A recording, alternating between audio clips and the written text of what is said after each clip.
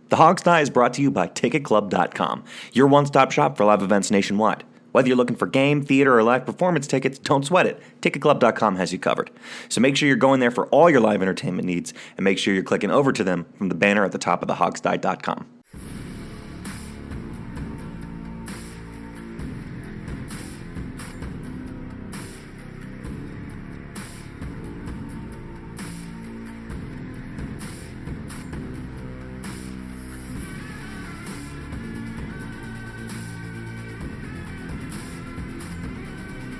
By fans, for fans, the Hog Style.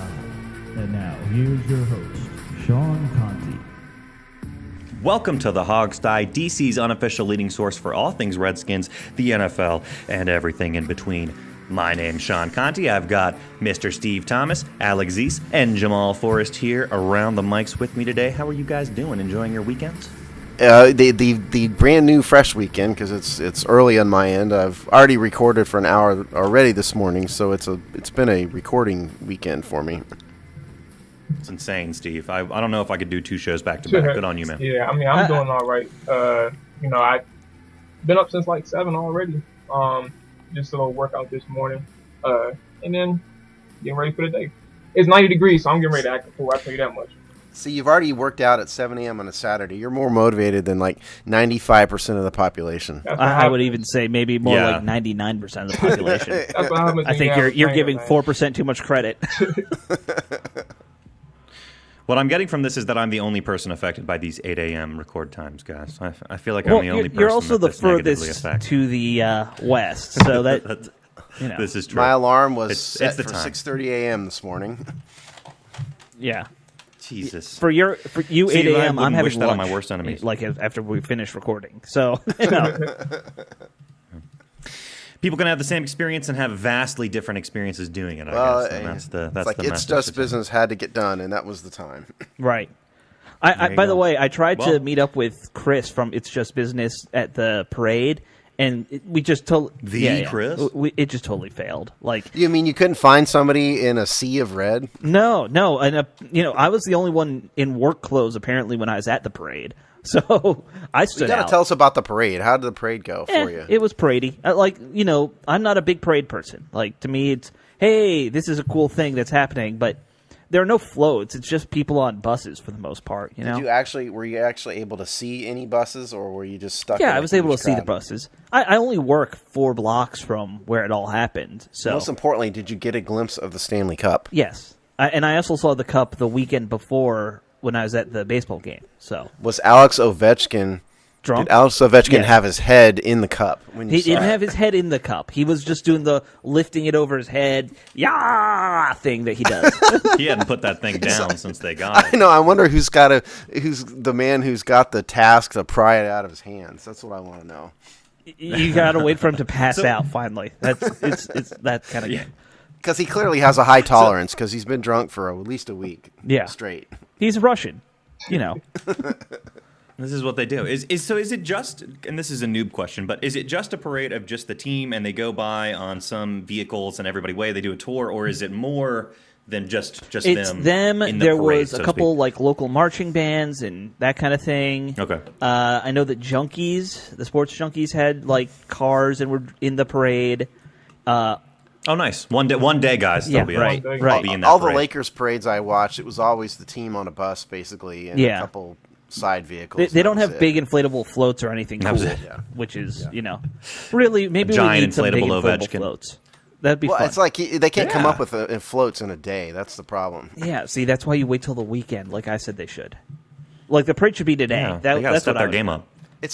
You got to do it immediately. Yeah. You got to get the parade right out because people are going to forget about it a week later. Maybe. You got to get it while you're in the moment. You know. I don't think people in a city like DC forget about winning a championship easily. Well, and plus Ovechkin might have been sober if you'd waited a week. That's He's much true. less fun when he's sober. He wouldn't have you know. cursed on TV 800 times. But anyway, that is not why we're here. Yeah, we got to dwell on the championships this Right. town gets. God knows they're few and far between. Okay, well, we can move on from there to actual Redskins news. We had some pressers in the last week. In fact, 2 of them specifically. I know you've got them up in front of you, Steve or Alex. One of you want to walk us through maybe the first one, the La Famina one? La Famina. Okay. For those we've talked about this on the show before, but for those of you who've been living under a rock, Brian La Famina has been hired as the Redskins' new president of business operations. Yeah, and he had his first press conference this week, and it actually had some big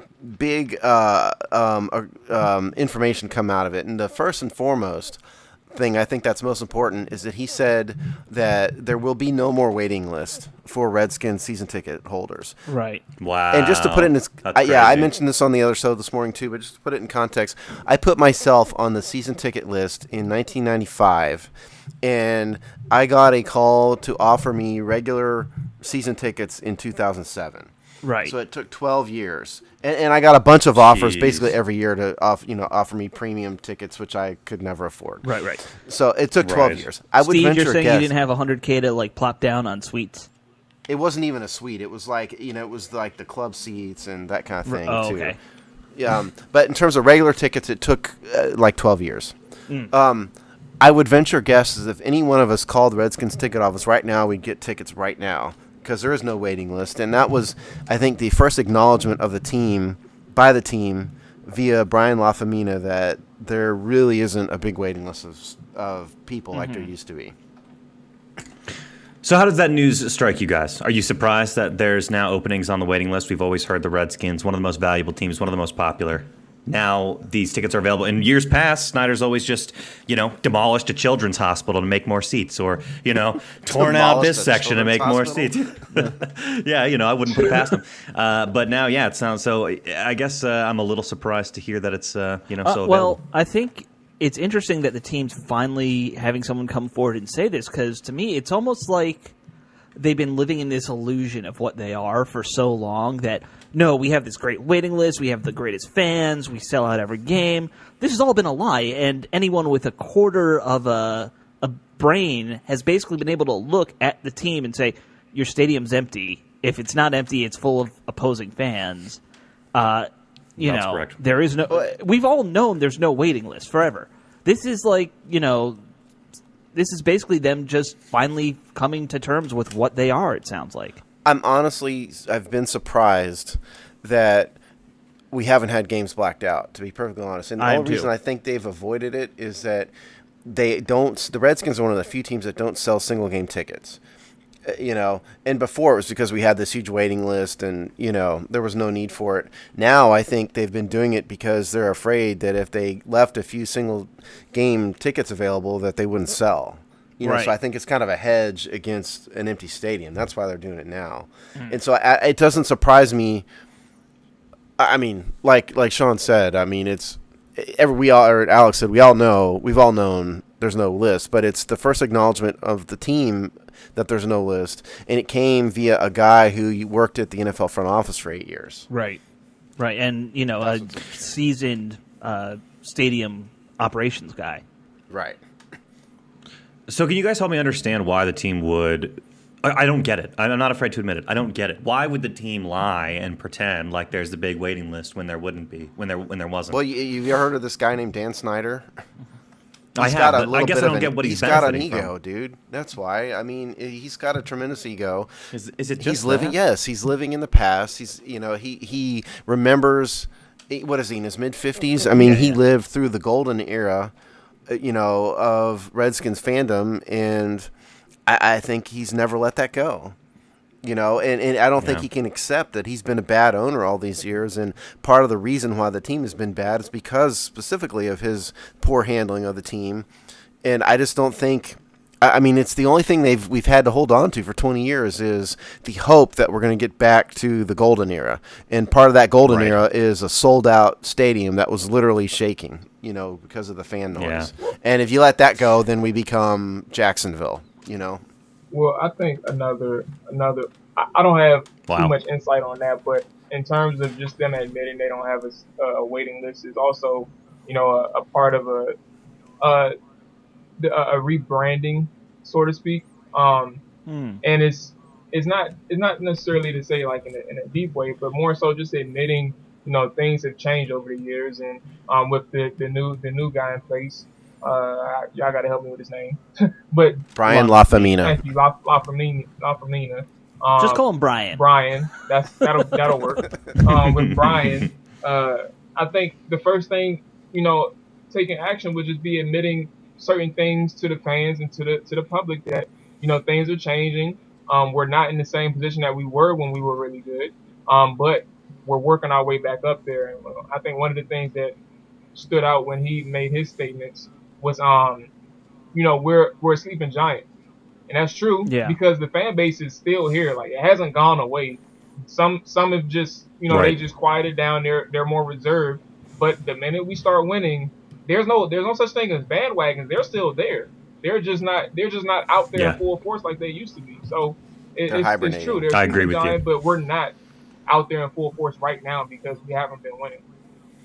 Yeah, if the Capitals pulled $500,000 to the mall on a Tuesday, there's so much potential for the Redskins. Oh, yeah, it'll be $1 million. I mean, also, he's also talking about a sleeping giant economically, too. Yeah. Because what he knows, Brian knows, is that the Redskins are the third most valuable NFL team in the league.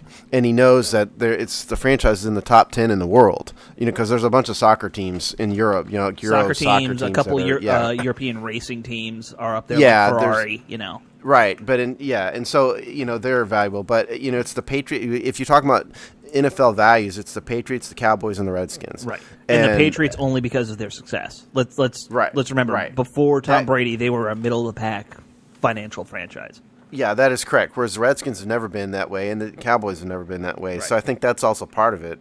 That's the sleeping giant part. The other part of Lafemina's presser is you get the sense that he really wanted to improve the fan experience. Mm-hmm. And something we as Redskin fans have always known is that the fan experience at FedEx Field has been horrible. The stadium's awful. It's expensive. The traffic is total disaster. All those things the food is expensive. All those things we already know. And I got the very clear sense that Lafemina wants to change that and make it a little bit more friendly to the fans and a better experience. So I got that out of it too. Thank God.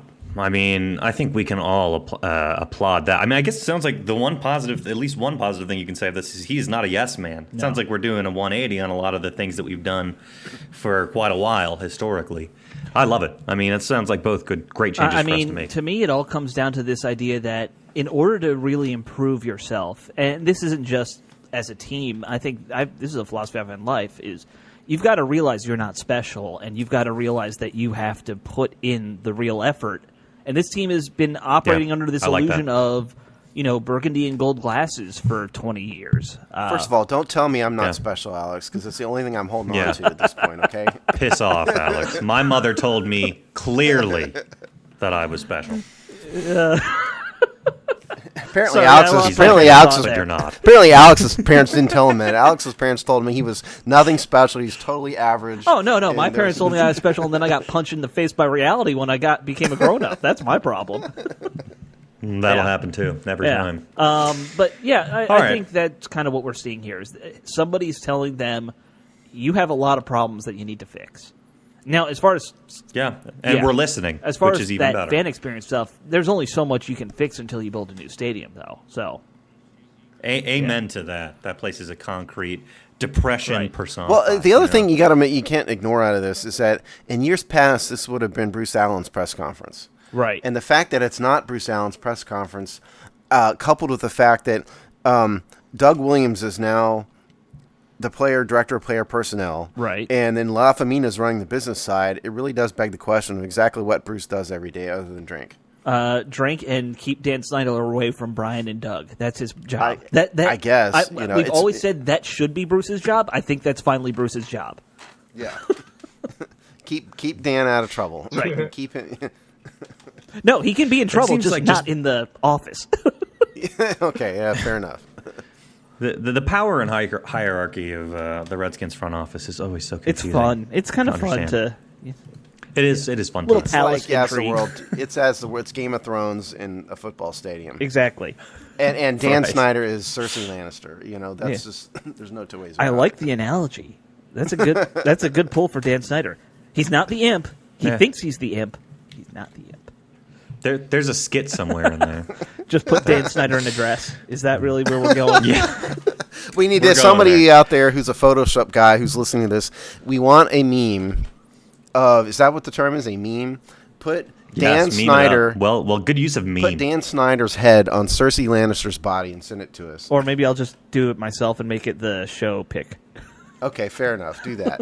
That'll Fair definitely enough. endear us to. See, the reason I said somebody else is we don't want the Redskins PR to be too mad at us. So Oh, it's okay. okay if a fan does it. If we do it, it's not good. I'll Although make, now I'll I've make a spent 2 tweet. minutes- I'll make a listeners to do Twitter our dirty burner work. account. There you go. Because now that we spent 5 minutes talking about it, so Yeah. Well, let's put it away from there and move on to this next presser so we can get to everything else on the agenda. Let's talk about Gruden. Jake, Who has the I- Gruden presser? And let me go out on a limb and say, Steve, correct me if I'm wrong. Nothing of particular import was said in this presser. I'm just totally guessing. well, Just I mean, totally it's a lot of coach speak, and like we said, last time, Jay's come a long way from the days of my quarterback sucks and is horrible and needs to shut up to proper, mindless coach speak. But there were a couple interesting items I thought that came out of this week's. He completely unprompted mentioned that Cam Sims has stood out at wide receiver and Danny Johnson has stood out at corner. Those guys are both undrafted free agents.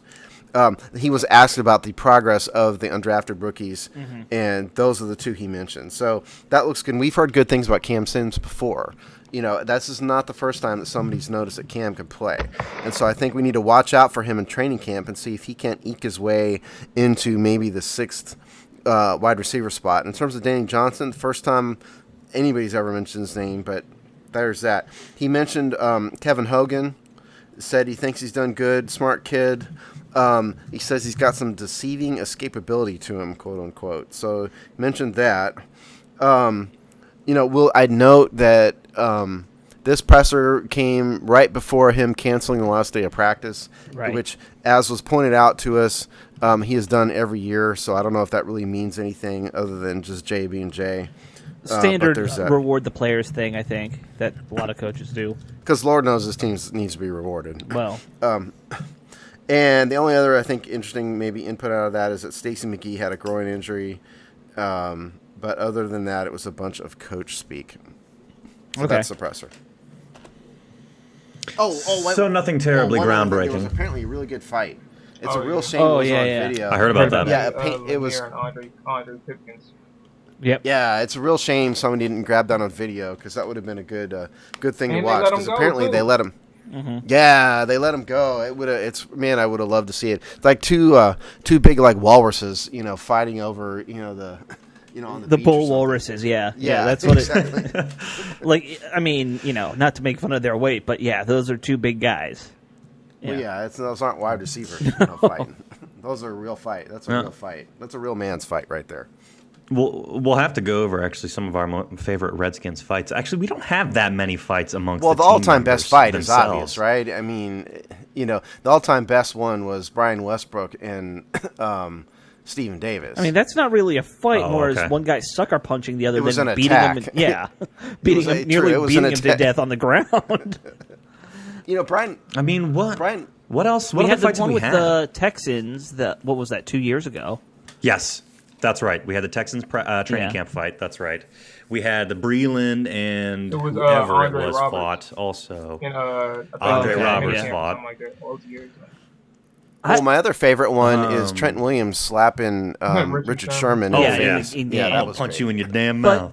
That was I mean, great the one. thing is, everyone always says there's fights at practice every week or something, right? We just don't hear about it. This one sounded like a better one than normal, though. Yeah. Well, this one sounded like it was a personal beef, and they were just told to fight it out by somebody else. Maybe. Yeah.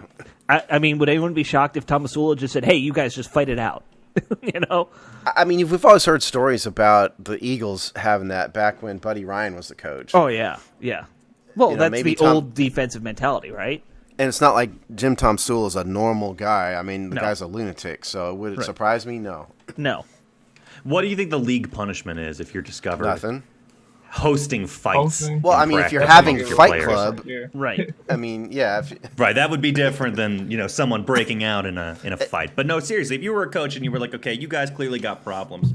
You know what? Just go out there, beat the shit out of each other for 5 minutes. What do you think the punishment would be? Would the league step in on that or something? Or? No. I mean, again, it's not like there was Fight Club going on. If it's, the team would just say, hey, they fought and it's informal. Yeah, we let it go for a minute and, we stopped it. And hockey rules. It would be First different. guy who falls on the ground, then you end it. I mean, if there's like a betting ring and a UFC, arrangement going on, that's another thing. Right. Guys throwing cash into it. Yeah, okay, that's totally different. Yeah, I don't Fair think enough. there's any kind of punishment unless it's more coordinated than what we're talking about. Yeah. Okay, so, well, in that case, then, is there anything that we can really glean from this Gruden press conference? I mean, it sounds like he threw out some names. That might be misdirection, Yeah. No, I think Cam Sims is going to be a Who sleeper. knows? Because we've heard some of the beat reporters, talk about Sims making plays. So, Danny Johnson, I mean, who knows? But I think Sims is a guy to definitely keep an eye on because his name has come up time and time again throughout this OTA process. I'm happy to hear Hogan's improving because you guys know how I feel like we need to find a younger quarterback Kevin Hogan is Alex's secret love. Well, no, it's Apparently. you always want a quarterback to groom on the roster mentality. That's but don't true. downplay your love of Kevin Hogan, Mr. Quarterback Prospect. I mean, come on. Oh, yeah. I love any local kid quarterback prospect. I'll admit that, yeah. Well, one thing I will say is you do.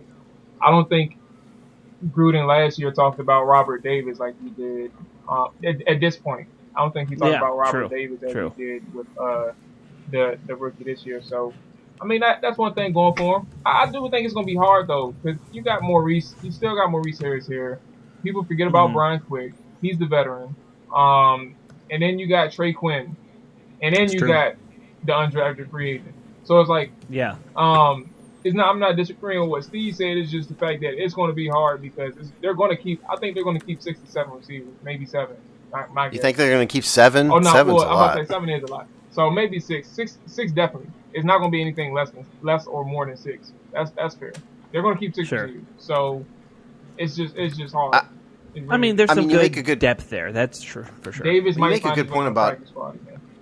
Yeah, I mean, you make a good point about Davis because people forget that this dude physically has it all. Mm-hmm. With Davis, it's just a matter of experience and improving his route running. I mean, same with Harris. They both have all the physical tools that you look for. Yeah, but Davis has gotten better speed than Harris. Oh, yeah. I mean, Davis has got elite level physical gifts.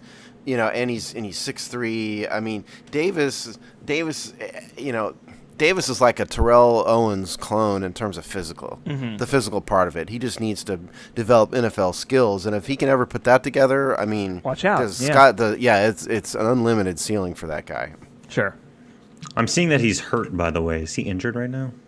I don't think it's major. I mean, It might just be a practice thing, temporarily. Okay. Yeah. Awesome. Fair enough. Do we have anything else we want to say about the pressers before we move on? I think that's it. All right. Well, then let's go. Let's talk about these rings that were finally justice was served and delivered to our replacement players, 1987. So, anybody, what do you guys think about this? First of all, I think we discussed that this was going to happen on the last episode, but I don't think it had happened. Because it happened on Tuesday. Happened right at the same time as the Caps parade. Right. So all that coverage was almost non-existent. Yeah. I mean, really, you saw guys like old school guys like Rick Snyder were there, and he was talking about how he covered that team a lot on Twitter. I'd like to point out that a certain Hogstye member took 3 hours off to go watch a parade when he could have covered a ring ceremony. Yeah. Well, I also don't go to Ashburn, so if they move the Have practice car facility can in the city, I'll go to the Have car can travel. That's all I'm saying. Well, don't have a car when I go to work. Well, that's your fault, Alex. No kidding. You're one of two people that can actually attend these events. You have to do this. Because Jamal has an excuse. I mean, Jamal has a legitimate reason why he couldn't do it. But Alex, I kind of blame. That's fine. Yeah, you need to quit your job immediately on Monday, Alex, and full-time Hog. Right. No, just kidding. No, but the rings, I mean, it's a good thing. They should have done it a long time ago. I mean, those guys, people forget. I mean, congratulations. Those guys kind of made the season. They beat the Giants, the Eagles, and the Cowboys. Cardinals, and not the Eagles. Sorry, yeah, you're right. It was the Giants, the Cardinals, and the Cowboys, and the Cowboy game was on Monday Night Football after the strike was broken. Right. And the Cowboys had brought in a bunch of starters. This is, if for those of you who aren't aware, this is the basis for the movie The Replacements. That Right. was the Keanu Reeves movie. And You know, it arguably was- that Cowboys game is one of those top 10 games in team history. Right. And so these guys have not gotten enough credit for a long time. I think it says something that, like Doug Williams had to be there, but Gary Clark was there. Right. I Dexter. think Nice. Dexter Manley was there. I mean, those guys are recognizing the contributions of that 87 replacement squad, and they should have done it a long time ago. We posted a video. Alex edited it for us of some B-roll stuff on the rings. If you want to see that, go to our website. Yeah, the company that made them basically sent 10 minutes of footage of how they make these rings, which... It's a bit much. Yeah. Watching all 10 minutes would bore most people to tears. Me, I was interested, but I cut it down to about a minute. So, if you want to see 1 minute of people using blowtorches on, gold, go watch it. But No, it's interesting. It's really yeah, cool. It was interesting. So, of these replacement players, guys, because I'm ignorant on the topic, how many of them went on to greater careers in football Not many. after the fact? Yeah. A couple. Yeah. I think some stayed with the team. Like, right? yeah, they had, I think, the tight end stayed with the team for Right. the rest of the year. 3 or 4 of them have Pro Football Reference entries, which means they had some playing time other than just the replacement games. So not many of them. It truly was the Keanu Reeves movie. I mean, they knew when that Cowboy game was coming on that most of them would never play again. Right. And they came in and they saved the season for the Redskins. I have an immense amount of respect for that and what that group did and what Joe Gibbs did with those. Oh, yeah. It's not an accident, guys, that Joe Gibbs is the person that was able to pull that off. Yeah. You put that in the hands of a lesser coach, it would have been a disaster, as it was for many of those other teams. I mean, you put it in the hands of even some very good coaches. I don't know if they could, have, I haven't gone back and looked, but there were some great coaches back in those days, and, a lot of them struggled. Yeah. I mean, this was the question that I was going to ask you guys, which you kind of got on anyway, naturally. But I was going to ask how you think. I mean, it's a wonderful story for the obvious reasons, but you think back now and you wonder how were they able to pull that off. And you guys, sounds like you're saying it's just a better system. Yeah. They were in a great system, and it was able to carry. Joe Gibbs doesn't get enough credit from the NFL at large, I don't think. And, I mean, this guy was Bill Belichick of his day in terms of the success he had. And I can't, if you go back through the history of the NFL, and I can't go back beyond the Super Bowl era, so let's just say the Super Bowl era, there was not another coach that took 3 completely different teams to 3 Super Bowl championships. Right. Even Bill Belichick, as great as he is, it's been the Belichick and Brady show. And they've had their system all these years, and yes, the parts have changed. And I'm not downgrading you for any of you Patriots morons out there. I'm not denigrating what they've done. But the simple fact of the matter is Joe Gibbs had 3 completely different teams, 3 quarterbacks, 3 systems, and he probably should have won in '84 too against the Raiders. Yeah. There's not another coach that has been able to do that in the history of the NFL, at least back through the start of the Super Bowl era. And I don't think outside of DC he gets enough credit for that. Redskins fans understand it. Yeah. Other people don't. Well, I mean, ESPN usually puts them in the top 3, top 5 whenever they do like a all-time coach list. Yeah, but if you go to like the Broncos fans, they don't really know. understand. They have no respect for it. But Right. I think the thing Gibbs did in general is always that he knew how to adjust what he was doing to what the players' strengths were. So it's not surprising a coach like that wouldn't be stuck in like, I'm going to run a West Coast offense. He would say, oh, my quarterback can't do this. Let's run the ball more. The 91 team was a shootout team. Right. Right, and the 83. Whereas 82 was, 82, Power 83. Yeah. Yep. So if he coached Robert Griffin, we would have just stuck with that read option. And just I don't think Joe carried Gibbs on would have for it. started a rookie The quarterback. new age Joe Gibbs is actually stuck in Fair his enough. old ways. Like, it took him a while to adjust anyway. So Yeah, it is kind of interesting how that happened, Yeah, isn't I it? don't even think he'd be able to run the read option. He wouldn't like it. Just my He guess. wouldn't conceptualize. Well, Yeah. and That's a good well, point, and Jamal. also, That's though, a really that's good a point. good point, Jamal. And to that point, though, Gibbs knew that about himself and hired Saunders to run a more modern offense. Mm-hmm. Also. So I mean, yes, that's true. But yes, Gibbs recognized it about himself. Yeah.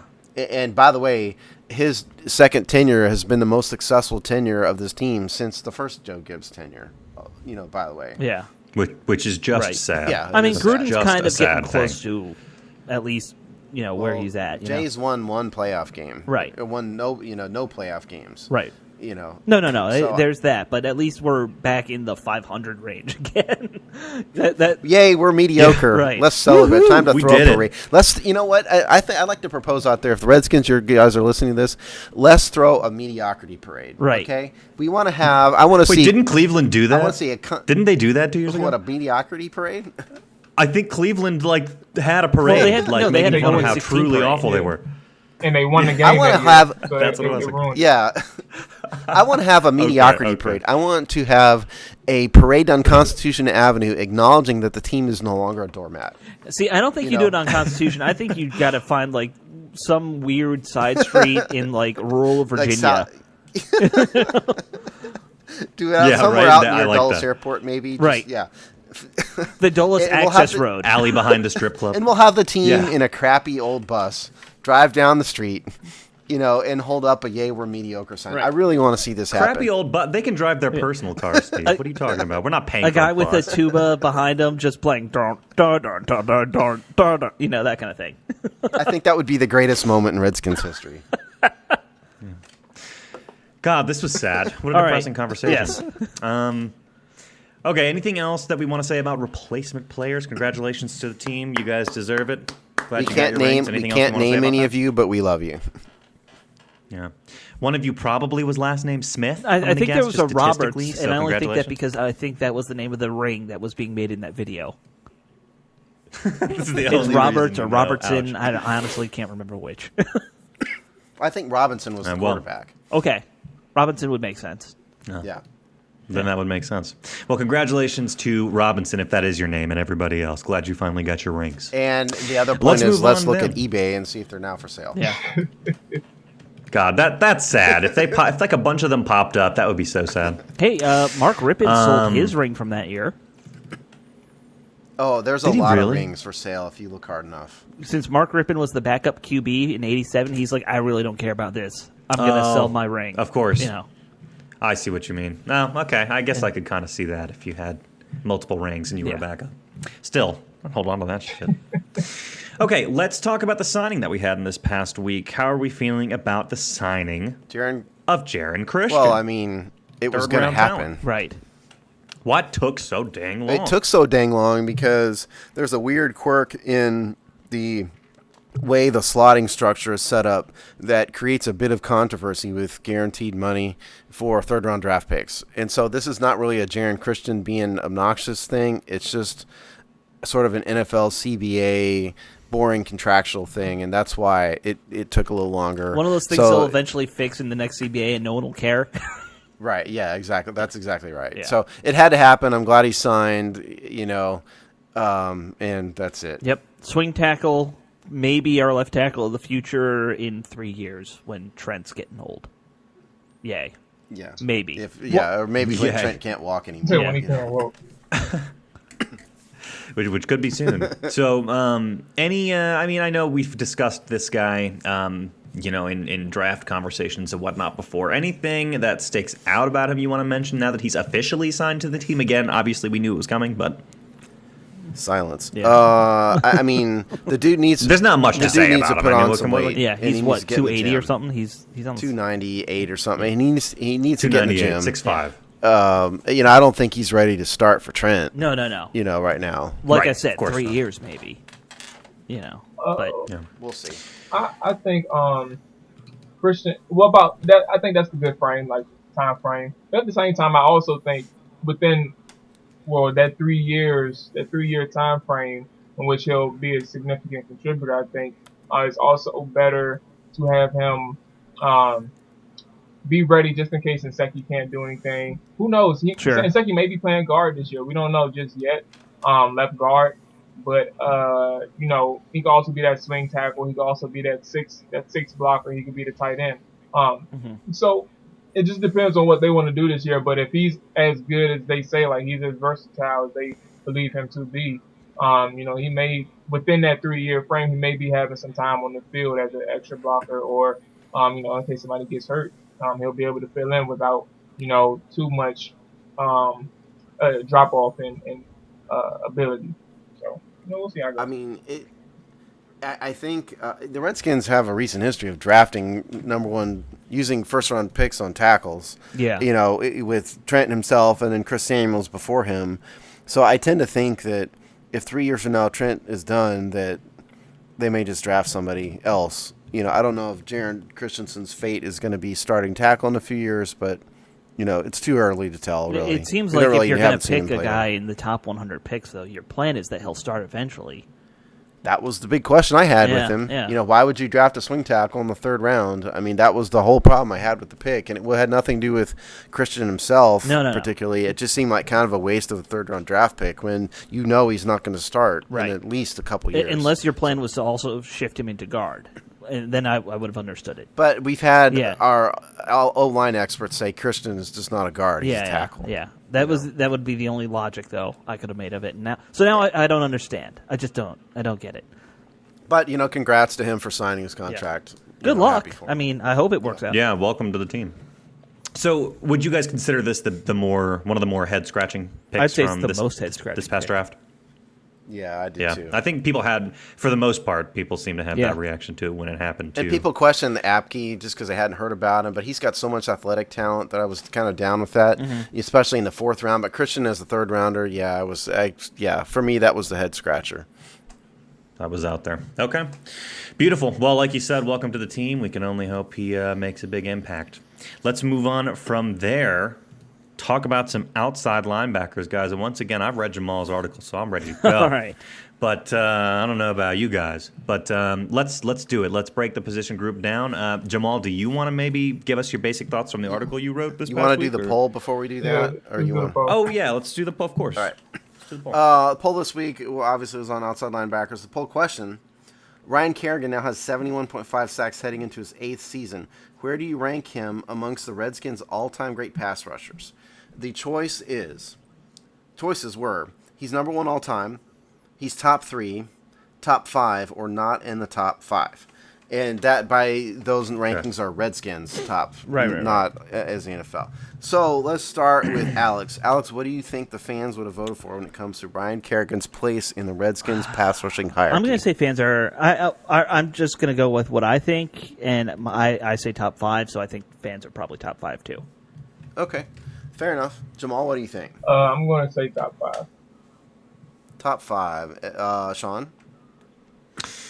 This one's tough, and the only reason I think it's tough is because we have a fan base that tends to look back. We have a long memory in this fan base. So I think there's a lot of guys that probably come up. I'm going to say, for my personal opinion, I'm going to say top 5. I guess I'm going to say that the fans also agreed, but I'm not confident. Okay, well, all of you are wrong. Yes. Awesome. I'm not the only one. Yeah, all of you predicted top 5, and the answer was top 3. But it was a close vote. But okay, by a vote of 44%, Top 3. right, All right. the fan base thinks top 3. 40% of you out there thought top 5, and so you guys were close. And then there was actually a tie between number 1 all time and not in the top 5. That both of those were 8% each. And I think that's probably fair. I would have voted top 5 myself too. There's a little bit of a recency bias. Sure. To some of you Yes. out there who are too young to remember anything but. If you're in your early 20s, or if you're, 18 or something out there, Well, I get it. So, thinking about it just off the top of my head, I've got 3 people who I said would definitely be ahead of him. That'd be Manley and Mann, and then Butts, Yeah. right? Like, those 3 pretty solidly ahead of him, you think? Just in your opinion? Butts' numbers weren't, but if you talk about, and he was an interior player, not an edge rusher. But Was he? the I question thought he wasn't played edge end, too. rusher. I- The question wasn't edge rushers. The Yeah. question was pass rushers Okay. also. So, All right. We weren't limiting it to just being, a defensive end. So that's yours. You'd throw Monty Coleman in there probably too. Yeah. Well, is Coleman considered an... What about Ken Harvey? Harvey, I consider more of a linebacker type, like a middle linebacker. Harvey had a good number of sacks. 84 sacks. 84. Harvey's problem is he wasn't with the Redskins, but 4 years. Yeah. Yeah, but still, he has like Pro Bowl every year though, or something. Let's like that. let's go over a few comments here real fast. We got By the way, you guys, if you're going to comment on this, please do it as a response and not as a retweet, because there were a bunch of comments on this thing that ended up being long, good conversations, but they were from a retweet, and it's too hard to keep up with retweets. So if you're going to comment, please do it as a response. But tell you what, let's start. This guy, Coach Saban, responded last week too, so we're going to do a repeat comment just because I like his comment.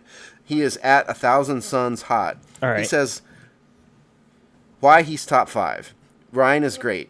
He does what the coaches ask, except when he over pursues where the quarterback's going. Mm-hmm. And though he's a higher motor guy, he's not ferocious. He doesn't hate the quarterback. Good numbers, wrong attitude.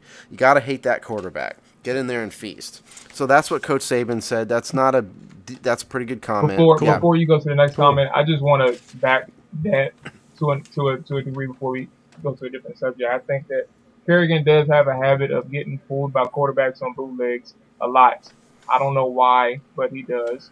And it's kind of weird. But I'm just glad the fans notice it as well. Even though we recognize that he's a good player, Mm-hmm. he has some faults that gets on my last nerve watching him play. Sure. So, our very own Chris Lawrence, who is of just business fame, said the recency bias, it burns. And that's a good point, too, because like we said, some of you out there only know Ryan Kerrigan, really. Right. So you didn't live through the Dexter Manley era. We're going to get to that later. Well, and that's Chris. Even those who lived through that, there's probably guys in like the 50s and 60s who none of us are thinking of, Yeah, there's no doubt about that. When stats were just not the same. Well, they didn't keep stats before 1992 on sacks. Really? So it was that late? Yeah. Wow. That's it was crazy. That late. It was that late. So there are guys out there who had a lot of more sacks, but we just don't know. Darren Gregory, who's at Darren Gregory 65, says, I chose number 1. I feel if he stays injury-free, he will take over Dexter Manley within 2 years. I don't know if I agree with that, but you're entitled to your opinion. Well, how far behind is he sack-wise? Did you have that? Well, yeah, no, I do. We'll get to that in a second. Let me finish the comments. Sorry. Because I have a point to make. Didn't mean to read ahead. Okay. Yeah, last comment, Powerboater69, which, your name, Powerboater69, I think somebody needs to talk to you about perhaps a bit of morality. But a little bit of a morality problem there, but that's okay. No, I'm just kidding. But he writes, Manley is number 1. Kerrigan might end up with more sacks, but Manley could take over the game. Dallas and Chicago playoff games. Ryan Kerrigan is not as dominant. Top 5, maybe top 3. So me making fun of your name aside, that's kind of where I end up with it. It's a fair point. Yeah. Yeah, I like that comment. So that's the comments, and that's the poll for this week. All right. Okay. I mean, I guess I'd like to hear Chris's, who's ahead on Chris's list, if he's going to be such a Kerrigan hater. Well, I mean, if Chris... We can ask him. It's not like we don't have access Chris to Larry, I mean, if you're out there, chime in, and we'd like to hear your opinion. Yeah. Yeah. No, on the whole, though, totally fair. I mean, I think the recency bias, there's definitely legitimacy to that. But, at the same time, it's not like we have a laundry list of pass rushers. I mean, there's a couple big guys, I think, that jump out at you. But like Alex said, a lot of them are obscure. Maybe it's because we weren't, keeping stats, whatever it is. It's not that many people. Right, and another thing I would also point out, Kerrigan and Brian Arakpo pretty much are only 2 great outside linebacker style, 3-4 kind of guys. Whereas all these other ones that we're talking about historically, they played in a 4-3, just traditional defensive end rushing the passer almost every down. Or they're linebackers like Monty Coleman. Yeah. Well, was Coleman a hands in the dirt guy very much, or because that's a lot of stuff that I don't remember. I mean, he was a linebacker. Okay. All right. I'd like to hear. I mean, Jamal's the one that wrote the piece, so I'd like to hear it. Let's start with Kerrigan. And you mentioned him a little bit before, but let's start with Kerrigan. And Jamal, tell us. Let's go over him. Well, personally, I admittedly have my issues with Kerrigan. First thing, I think that Kerrigan he's the most consistent of the bunch. He's always been exemplary type of leadership. He doesn't really talk that much. He does display his emotions sometimes, but in terms of leadership, he just leads by example. It's not necessarily a vocal sense, and how he plays his game, it's not necessarily vocal. Or that's what it seems like from our perspective. I don't see any vocal leadership from him, but he's consistent on the field. One of the things I like about Kerrigan on the field is that he does get to the pass. He does get to the quarterback. He's a good pass rusher. I don't really trust him on the edge though, in terms of any bootleg action or any run defense. It's just hard. So I think as a pass rusher, he's one of those guys that we really like. One of the flaws as a pass rusher for him is the fact that he's not necessarily consistent throughout the game. He does make a bunch of plays, but the plays that he makes is when he's almost really fresh, in the sense that he does disappear in the second half for the most. I can't say for the most part, but he does disappear in the second half. 2016 was a huge example of that. Literally every one of his sacks except for one. And I don't remember how many he had that year, but it was double digits. 11. Yeah, all right. He had 11. So 10 of his sacks came in the first half of the game, and one of his sacks came in the second half in the fourth quarter against Philly. That sack fumble where Trent Murphy recovered to win the game. That was his one second half sack all season, and that's just been the theme with him. So again, he's a very consistent guy, but the only thing that I have issues with is the fact that he does start out strong, but it's not consistent throughout the game. And for a guy who is the type of caliber player he is, you just want that throughout the entire game. Now, some people will say you're giving them too much slack, and I say that because that's what people have been saying when I say these type of things on social media. But I mean, it's true. Like you want your Von Millers to be consistent throughout the entire game, which Von Miller is for the most part. Kerrigan has to do exactly that, and that's the only issue that I have with him. But again, he's a great player. Just has to be more consistent throughout the game, and not just the first half. Yeah, I mean, I think Ryan Kerrigan is an accumulator more than he is a guy who scares defenses. I mean, he's first of all, he's Mr. Consistency, like you said. I mean, he's never missed a game, and he started every game in his NFL career. So heads up to that, hat tip to that. And he's had a few injuries here and there. I thought he got benched for like 4 games at some point. No, he did not. He's never missed a game. He's started and played 112 of 112 games. No, he's played less snaps in certain seasons. Right. But he's always been there, and his past 4 seasons, 13.5 sacks, 9.5 sacks, 11 and 13. I mean, he's produced from rushing the passer, but I thought it was a very interesting point that Jamal made about his second half. I didn't realize that all those sacks came in the first half of those games. My thing with Ryan... Well, in his big year, 4 of them came against the Jags. Yeah, he had that 4-sack game. That was against the Eagles. Well, that was my other point. The 2016 season, right? We're talking about, I think he had 3 sacks against sacks against the Eagles. Remember that rookie right tackle? He ate up the first, that's right. 3 of those. That might have been last year, but he definitely had a 4-sack game against the Jaguars. Yeah, that was 14. That was 14. Yeah. And that was where I was about to go with this, is that, he doesn't just disappear in games. He goes stretches where he's ineffective. Right. And then he has games where he accumulates all these sacks. It's like he just, throughout the season, he seems to be a little bit inconsistent. Here's the list, since everybody asked. Redskins sacks. Dexter Manley, 91 sacks. Charles Mann, 82. Ryan Kerrigan, 71.5. Monty Coleman, 43.5. Ken Harvey, 41.5. Brian Arakpo, 40. Dave Butts, 35. Andre Carter, 34. Bruce Smith, 29. So he's definitely... Darryl Grant, 27. Those 3 guys are like a clear top echelon, and then there's a pretty big drop-off, it sounds like. Yeah, that's right. Now, but, I mean... I think I'm probably the only one who truly remembers the early days of the Redskins golden era. Even Alex, you don't really remember. No. I want to emphasize for people out there just what a nightmare and a terror Dexter Manley really was. I mean, you get a sense of it from his stats. I mean, he had 18.5 sacks in 1986. But if you didn't live through watching him play, you don't really have a good sense of what a nightmare this guy was for quarterbacks. Right. You had to game plan against him. He was ferocious. People were terrified of him. He's crazy. And Kerrigan doesn't have that attitude. One of the commenters on the poll mentioned that, and that guy is probably of my generation and saw this. Right. Manley was another level. I don't think Brian Kerrigan scares defenses particularly. He's there. He's going to get his numbers, but he's not someone you had to game plan for. He's Dexter, very fundamentally sound. I mean, Dexter Manley's gonna screw up your day, right? And that's a huge difference there. And so I don't think Kerrigan is even close to Dexter. Even if I don't care about it. Are you just talking about being hard hitting? Is that no, what you think I'm it is? talking like about the impact Dexter Manley. I don't care about the numbers. I mean, Kerrigan may play enough to where he gets to what did I say, 91 sacks? Yeah, so he could get to. Kerrigan easily could do 5 more years and beat that. But forget that.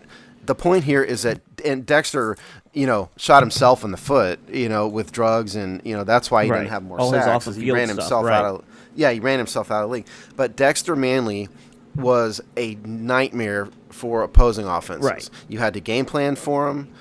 He was going to have an impact on the game, and he was a brutally hard hitter. And that's just not. I don't think Kerrigan is in. Well, and I think he's a more complete defensive end type, whereas Kerrigan. I don't know. I'm not impressed with Kerrigan's run. No. That's what I mean. Kerrigan's not great against the run. He's okay if you drop him into the flats, but you really can't have him cover much more than that. In an ideal world, Kerrigan would just play defensive end, and you wouldn't have him do anything but rush the passer. Yeah. But, that's just kind of his limitations as a player. I like Kerrigan. I've always said stats are probably the most overrated stat on defense. Sacks? Yeah, sacks. You mean? Yeah. Yeah. So, to me, if he gets to 100 sacks in his career, great, but it doesn't mean a lot to me. I know, not bashing him. I mean, he's been one of our most successful first-round draft picks. But you guys out there who are just looking at the numbers and you're too young to really remember Dexter Manley in particular, I mean, Kerrigan is nowhere near Dexter Manley in terms of his ability to impact a game. I will say Orakpo, when he was healthy, had bigger impacts on individual games. No? Jamal doesn't agree. Jamal does not agree. Only because we got to remember Orakpo was the guy who was damn near worse than Kerrigan and almost getting to the quarterback. If that makes sense, he was always he was always almost there, but he never got there. He always complained about being held worse than Kerrigan. Sure, and that's the only thing. Again, they were both good linebackers here, pass rushers, but Orakpo, they're really in the same boat. They really are. See, I think they have different strengths and weaknesses, and I think Orakpo, he beat you with speed all the time, and that was a bigger problem for the left tackles than Kerrigan, who does it with more of a power move kind of situation with a lot of his play. Well, is Orakpo still playing? He's been kicking off Tennessee. Well. He's taking off in Tennessee, and that's another thing. I don't know about Alex, but some fans they'll be like, "Why did we get rid of Orakpo?" And what the hell? He wasn't doing nothing here for us to give him that multi-year deal. I have no problem with us moving on from him because he was getting hurt all the time he was here. Getting hurt, so it's why would they? But that's a DC thing. That's not a, The only other he was so good at tearing his pectorals, guys. He was the best. He's doing real good in Tennessee, so I give him that. It's just here he was just different. Well, the last thing about Ryan Kerrigan though is, he plays on the defensive left side because he has a hearing loss. Right. If, for those of you who don't remember, he is almost deaf in his left ear, and so he really can't play on the right side, which is facing the blind side, the right-handed quarterback's blind side, because he wouldn't be able to hear the snap count. Right. You have he basically just has to spy the ball when he's on that side. Yeah, and so that leaves him as being the rusher towards the right-handed quarterback's visible side, Right. And so it's maybe a little bit harder. I mean, I don't want to make too much of an excuse for him, but I think it's at least it's a point to be made. At the same time, it also means he's going against the easier tackle most of the time. It is. Well, the other thing about it is, he has less impact. You can't flip flop him and move him around, because of his hearing. Right. He's kind of stuck where he is. So that's Ryan Kerrigan. Yep. And that's Dexter Manley. So, Dexter, unbelievable. Oh yeah. Ryan Kerrigan, not that different era player, Dexter too. Yeah. But lastly, let's also say we got to blow through these other guys. He said 3 Pro Bowls. Kerrigan. Yeah, 3 Pro Bowls in 2012, 2016, So 2017. yeah. Yeah. All right, we got to get to these All other right. guys, because we're at 53 minutes here or something like that. So we gotta get Got to it. these other outside linebackers. We got Kerrigan, and that's it. Preston Smith. Who else we got? Preston Smith. Yeah. Preston Smith. Now he's pretty damn good, Yeah. right, guys? What could possibly be wrong? 6'5", 265. Boom, baby. 20 and a half sacks. Had in some 3 years. flashes. Yeah. in Probably years past, probably he our certainly has. fastest linebacker, outside linebacker now on the roster. No. No? Ryan Kerrigan, 4'6", 40. Preston Smith, 4'7", 440. Really? Yeah, but we all think that Kerrigan's game speed is slower than that, though. I think, don't we? That's my thing. I think Smith does a better speed rush than Kerrigan. I don't think either one of them are speed rushers. I don't is what think either of them are speed rushers. I think he's better at it. That's Here's the thing about Preston Smith, though, to me. He's got really good advanced numbers, Mm-hmm. meaning if you start talking about pass rusher, pass rushes per play, those kind of numbers. Right. He's way up there. But to me, just watching him on the field, he's never really put it all together. That's kind of the way I look at Preston Smith, is he's not had the impact on the game that his advanced stats would suggest he should have. That's my problem. He's just a little raw still, is all. He's got the ability. He just needs someone to help him. I mean, what do you think, Jamal? Am I wrong? Well, Preston is going in. I think, well, just in a broad sense, Preston's going into a big year. I mentioned it basically in the article, but he's going into a big year. This is I think his 4th season. Because second rounders can't get the 5th year option, only the first rounders, right? Anyway, he's going into his 4th season, a contract year. A year where it's been 2 seasons where he's had spurts of disappearing in terms of pass rushing. He's been effective for the most part, but then he'll go in long spurts where you're like, well, where the hell is he? And we're talking about, it's funny because our top 2 pass rushers are really good, but at the same time they're inconsistent. It's kind of weird. Like how are they really good, but at the same time have the same flaw? I don't know.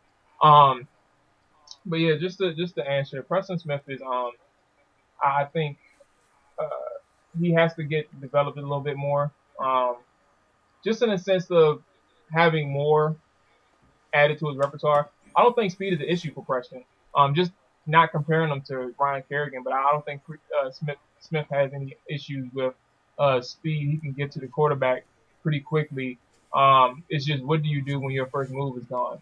And if your first move's gone, you do have a counter. So I think just having multiple first moves and setups is something that's important for Preston, because he has the size and he has the length. His arm length is incredible. So it's really about just developing as a pass rusher, and we'll get to see what's going on. But contract years are usually the biggest years for these young players, because it's a make or break.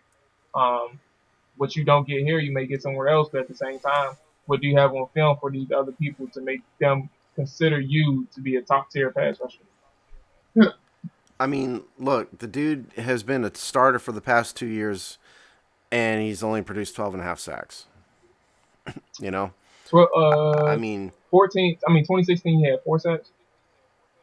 4 and a half. All right. and last year he had 8. Yeah. Right. So he doubled it, I mean, which is okay. And 8's not a well, bad not number quite for one doubled, but- season. Yeah, but I just, he's a second-round pick. He's got to show this year that he's the defensive end / outside linebacker of the future, because I don't think he's established that yet. I don't really care particularly what his advanced numbers say. If you just look at his impact on the field, as Jamal said, the guy's been inconsistent, and he disappears. You go long stretches of season where you wonder where the heck he is. I think Preston Smith has to establish himself as a force this year, and if he doesn't, he may be gone. See, I have no problem with kind of what he is right now in terms of a complementary player to.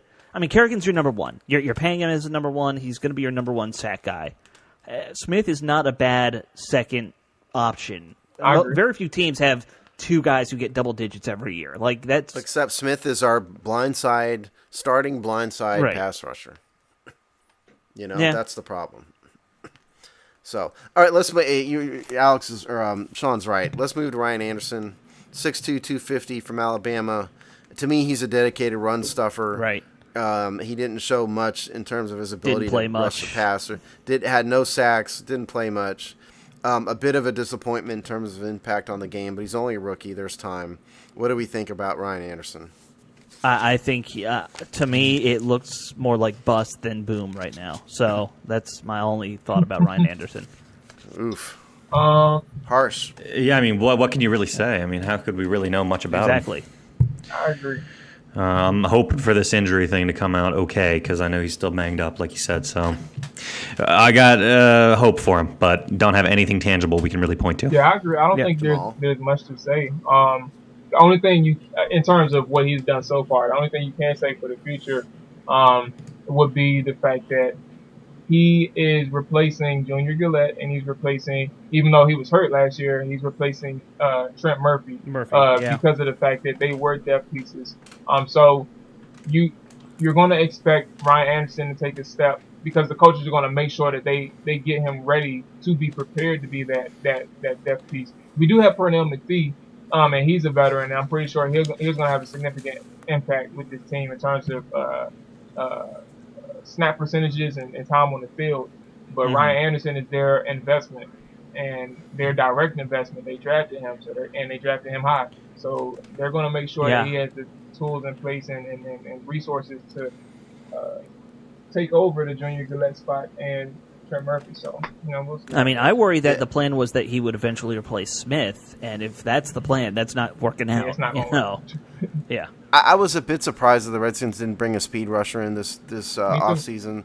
Whether it was Junior or someone else, I think they need a guy with a ton of speed coming off the edge who can play in passing downs. Yeah, but I also And think they that don't we're have also that. seeing a direction in team philosophy when it comes to outside linebackers. And Yeah, that's part maybe of it. that may be the case, or maybe they just couldn't find something. Yeah, I don't know. You may be right. I mean, certainly Pernell McPhee is not that No, guy. he's a great run he's- stuffer, but he is not a speed guy.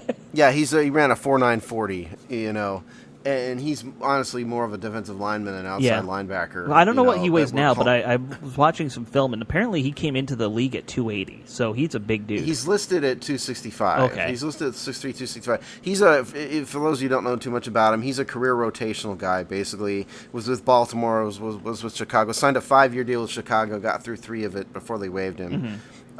He's going to get you between 5 and 6 sacks a year if he has a good year. Right. And so that's what you're looking for from him. But he'll be a I third think and if- short guy. You want him in there to stop the run. Yeah, and what I was about to say is if Ryan Anderson takes a step downhill, you may see the Pernell McPhee era in terms of who's the principal guy rotating Sure. in. It's possible. So unless anybody else has anything spectacular to say about Pernell, Nah. Negative. The last guy out here in terms of outside linebackers is Alex McAllister, 6'6", 240 pounds. So he's a little bit on the thin side Right. in terms of NFL defensive end types. He ran a 4.840, so he's a little bit small and Small, thin, yet little not bit slow. particularly fast. Which is possibly why he's bounced back and forth between the Philadelphia Eagles practice roster and the active roster and their IR Right. roster because he was hurt for a year. So he was on the Redskins added him to the practice squad at the end of last year. They carried him forward. We'll see. The one thing that did stick out in my mind about him, holy moly, his short shuttle time. He ran a 20-yard short shuttle at the combine in 4 seconds. That is smoking, dude. I mean, that's Troy Apke ran it in 4 seconds. Wow. Wow. Yeah. So if that time is right, and I saw it in two separate sources, that's just unbelievable amount of quickness. So if that would be McAllister's strength if that number is correct. I tried finding film on him and watched some of his college stuff. Probably not much. Not much. I would say I honestly think he might be better suited on the team. Just you put him at the inside linebacker and have him blitz on the inside. He seems very good at finding holes inside rather than trying to rush around the edge. There you go. From someone who, quite honestly, may be the only person out there who actually watched Alex McAllister film. Yeah. Well, and it's not like I was watching this whole game. I just found a couple highlights to look through. You know. Because of his first That's name. more than the rest of us. Yeah. A fellow Alex. Yeah. Yeah. Yeah. Him, me, Alex I Smith. think we we solved all the go to the mystery. meetings. All right. Nice. Well, that's outside linebackers, kids. Yep. Beautiful. Well, like we said, Jamal wrote up a great article on it. Check it out at thehogstie.com if you want to get most of that again. But otherwise, we're probably going to be talking about these guys throughout the rest of the offseason, so it's not like they're going anywhere. Anything else y'all want to throw out there before we let people Training get back camp to in their a month. lives this weekend? Let's get to it. Yeah, that's a big Let's thing. get to it. I'll just quickly mention this. They announced that the U.S. is getting the World Cup in 2026, and Ayo. it's going to be the U.S., Canada, Mexico all hosting games, including a bunch of games in D.C., it looks like. And since we Nice. are supposed to have a Redskins stadium in 2027, I'm going to be interested to see how one impacts the other. If they are motivated to build a new stadium somewhere for the World Cup that becomes the Redskins stadium. Well, and You what know- that means is there could be more public money, Right. going toward it than you might think. More public money. I think it would get more jurisdictions interested because of that. Yeah. Because right now, I think you're for new stadium wise. I think it's like 90% chance it's in suburban Virginia. somewhere probably. right now. But if Maryland's like, no, we'll pay a lot of money to build a nice one. Right. I could down by National Harbor. I could see that. right, yeah. I I think anybody who thinks it's going to be downtown DC needs to have their head No, examined. I mean, as much as I think yeah. it's the right choice, it's not going to happen. Logistically, it's Yeah. just there's way too many Right, challenges. right. It's an interesting question, to see if they can get the stadium online in time for the World Cup. Well, maybe that's the thing that finally pushes this thing all over the edge, and we get a new stadium, like Yeah. Alex said. Maybe this Yeah. is what we needed. Yep. All right, cool. Well, then in that case, we'll let everybody get back to their lives. You'll probably be listening to this on Monday, so hopefully you had a great weekend, and we will see y'all next time right here on the Hogsty. Take care.